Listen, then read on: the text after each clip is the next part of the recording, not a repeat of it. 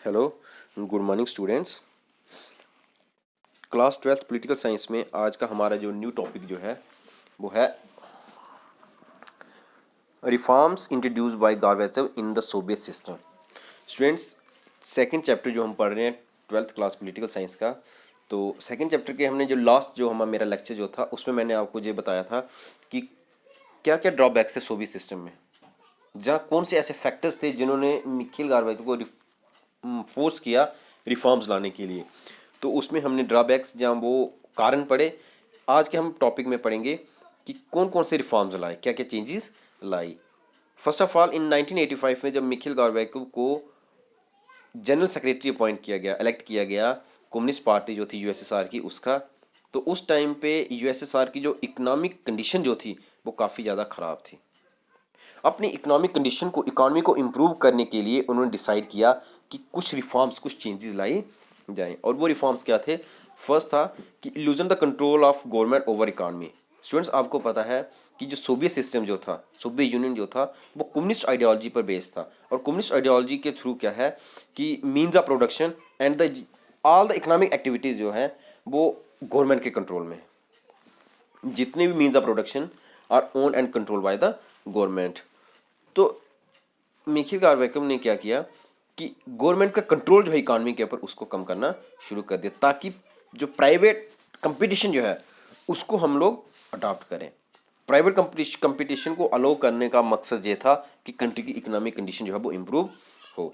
उसके बाद role of state planners were ended, क्योंकि कम्युनिस्ट सिस्टम में क्या था कि प्लान इकानमी होती थी। जो भी सिस्टम जो था वो पहले ही प्लान किया जाता था, जितनी भी इकोनॉमिक एक्टिविटीज़ जो होंगी वो पहले प्लान किए जाती थी और उसके अकॉर्डिंग ही काम होता था। लेकिन अब इन्होंने क्या करना शुरू कर दिया, स्टेट प्लानर्स का रूल जो है वो कम करना स्टार्ट कर दिया। प्राइवेट कंपटीशन उसको अलाउ कर दिया स्मॉल स्केल एंटरप्राइजेज में, छोटी छोटी इंडस्ट्रीज में प्राइवेट, यानी कि अब जो छोटी इंडस्ट्री जो है, जब मीन्स ऑफ आ गया, प्रोडक्शन जो आ गया, वो अब प्राइवेट उसको करना स्टार्ट कर दिया, ताकि लोग ज़्यादा से ज़्यादा कंपटीशन में पार्टिसिपेट करें, ज़्यादा से ज़्यादा बिजनेस करें और कंट्री इकोनॉमी और ज़्यादा स्ट्रांग हो सके। उसके बाद peoples were given freedoms of speech and expression. Students, communist system में लोगों को स्पीच एंड एक्सप्रेशन जो है ये फ्रीडम बिल्कुल नहीं थी। कोई भी गवर्नमेंट के खिलाफ नहीं बोल सकता है, गवर्नमेंट की पॉलिसीज के खिलाफ नहीं बोल सकता है। अगर गवर्नमेंट की पॉलिसीज अच्छी हैं, ठीक हैं, तो नहीं है ठीक, तो भी उसके खिलाफ कोई नहीं बोल सकता। गवर्नमेंट को क्रिटिसाइज करने का हक किसी को नहीं था। लेकिन इस रिफॉर्म्स के थ्रू लोगों को freedom of speech and expression मिला। उसके बाद develop relationship with the west, western country के साथ रिलेशन को और ज़्यादा स्ट्रांग इंप्रूव करने की कोशिश की जाने लगी, उनके साथ रिलेशन बनाना स्टार्ट कर दिया। आपने पढ़ा था कोल्ड वार, यानी कि ईस्टर्न और वेस्टर्न ब्लॉक। जो वेस्टर्न ब्लॉक जो है कोल्ड वार के टाइम पे सोवियत यूनियन का एनिमी है, दुश्मन है। लेकिन 1985 के बाद उन कंट्रीज के साथ यूएसएसआर के रिलेशन जो है वो इम्प्रूव होना शुरू हो गए। उसके बाद डेमोक्रेटिक इंस्टीट्यूशन वर क्रिएटेड। उससे पहले किसी तरह की कोई डेमोक्रेसी नहीं थी, क्योंकि ब्यूरोक्रेटिक सिस्टम था। लेकिन अब डेमोक्रेटिक इंस्टीट्यूशन जो है वो बनाना, क्रिएट करना शुरू कर दिया, ताकि हर इंसान को राइट्स मिले, लोगों को राइट्स मिलेंगे, लोगों को फ्रीडम मिलेगी, प्राइवेट कंपटीशन होगा और गवर्नमेंट का इकॉनमी के ऊपर ज़्यादा कंट्रोल नहीं होगा, तो कंट्री की इकॉनमी जो है और ज़्यादा स्ट्रांग हो सकती है। तो ये रिफॉर्म जो है ये मिखाइल गॉर्बाचोव ने सोवियत सिस्टम में लाए थे। नेक्स्ट क्वेश्चन जो हम पढ़ेंगे वह व्हाट इज बाइपोलैरिटी। बाइपोलैरिटी क्या है?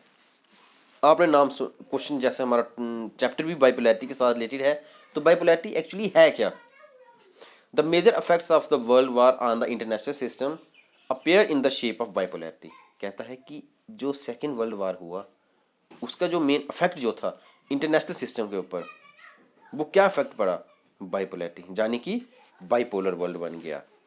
वर्ल्ड जो है वो दो ग्रुप्स में डिवाइड हो गया, दो ब्लॉक्स में डिवाइड हो गया। दो एनिमी जो अमर्ज हुई, दो सुपर पावर जो अमर्ज हुई, यूएसए और यूएसएसआर, उन्होंने वर्ल्ड को ही दो ब्लॉक में डिवाइड कर दिया। तो इसी दो ब्लॉक को, इसी दो ग्रुप्स को बाइपोलैरिटी कहा जाता है। All the greats and big Nations were shattered, यानी कि जितनी बड़ी बड़ी कंट्री जो थी वो खत्म होने लगी, ख़त्म हो चुकी थी ऑलमोस्ट। जैसे जर्मनी की बात करें, इटली की बात करें, जापान की बात करें। Only Soviet Russia and USA appeared as the two गेन powers on the international scene. गेन पावर मतलब कि अमर्ज हो रही हैं, जो और पावरफुल होती जा रही हैं। सो सोवियत रशिया और यूएसए जो है, यही दो सुपर पावर बची थी, और इन दोनों कंट्रीज ने अलग अलग आइडियोलॉजी को अडॉप्ट करके रखा था, और ये दोनों आइडियोलॉजी जो है वो एक दूसरे के अपोज थी। जब ये दोनों आइडियोलॉजी एक दूसरे का अपोज थी, तो इन दोनों कंट्रीज के बीच में बहुत बड़ा गैप बन गया, और इन दोनों कंट्रीज ने अलग अलग ब्लॉक बनाना शुरू कर दिया। और जब अलग अलग ब्लॉक बन गए, तो वर्ल्ड जो है वो दो पोल में डिवाइड हो गया, जिसको हम बाइपोलैरिटी कहते हैं। तो ये थे आज के आपके टॉपिक। Thank you.